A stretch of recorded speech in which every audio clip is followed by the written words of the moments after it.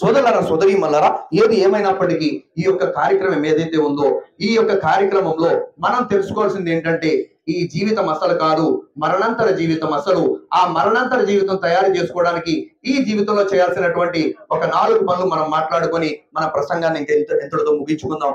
అందులో మొట్టమొదటి పని ఏంటంటే, సోదరులారా సోదరీమణులారా, మన జీవితంలో మొట్టమొదటిగా మనం సాఫల్యం పొందాలి అంటే నమాజ్ స్థాపించాలి.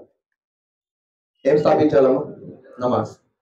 కొద్దిమంది ఆడవాళ్ళు ఉంటారు, ఆడవాళ్ళు చాలా మంచోళ్ళు, క్యారెక్టర్ పరంగా చాలా మంచోళ్ళు. అనుభవం ఎవరి గురించి మాట్లాడరు, చెడుగా మాట్లాడరు, చెడు మాటలు వినరు, వేస్ట్ మాటలు వినరు, అవన్నీ వద్దంటారు. మగోళ్ళు కూడా ఉంటారు కొంతమంది. కానీ వాళ్ళలో ఉన్న ఒక్క లోపం ఏంటంటే నమాజ్లో కొంచెం అశ్రద్ధ. చేస్తారు జుమ్మా, ఫ్రైడే ఏదో ఫ్రైడేకి వెళ్ళి వచ్చేస్తారు.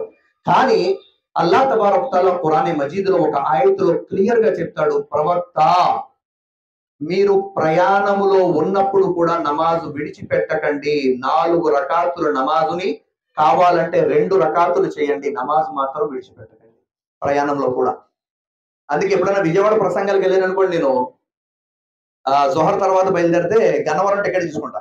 ఇక్కడ ఎక్కడన్నా గన్నవరంలో అసర్ చదువుకొని అక్కడ మళ్ళీ బస్సు ఎక్కి విజయవాడ దిగుతాం.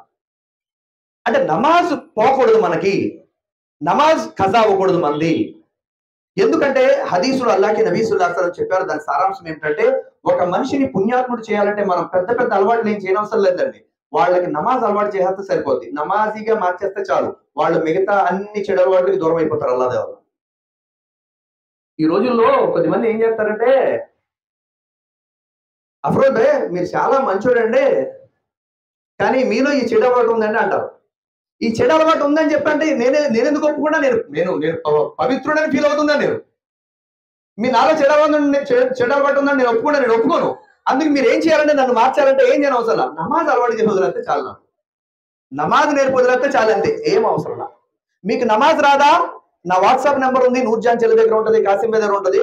ఫోన్ చేయండి.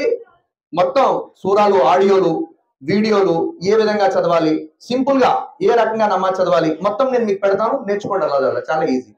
మనం పూర్వకాలం రోజుల్లో లేవు ఏమంటే, మాకు నేర్పేవాళ్ళు ఎవరు లేరు అంటారు. ఆన్లైన్ లో నేర్చుకోవచ్చు. నేర్చుకోవాలంటే నేర్చుకోవచ్చు. అల్లాదల్లా. ఒకటి, నమాజ్ స్థాపించండి. ఇది మొట్టమొదటి చేయాల్సిన పని.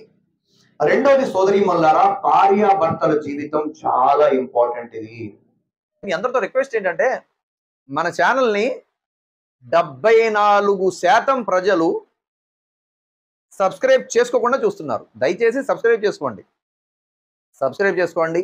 అదేవిధంగా ఈ వీడియో మీకు నచ్చితే లైక్ చేయండి. అలాగే మీ అమూల్యమైనటువంటి కామెంట్ని రాయండి. అదేవిధంగా ఈ వీడియో మీ స్నేహితులకి, మీ బంధువులకి తప్పకుండా షేర్ చేయండి.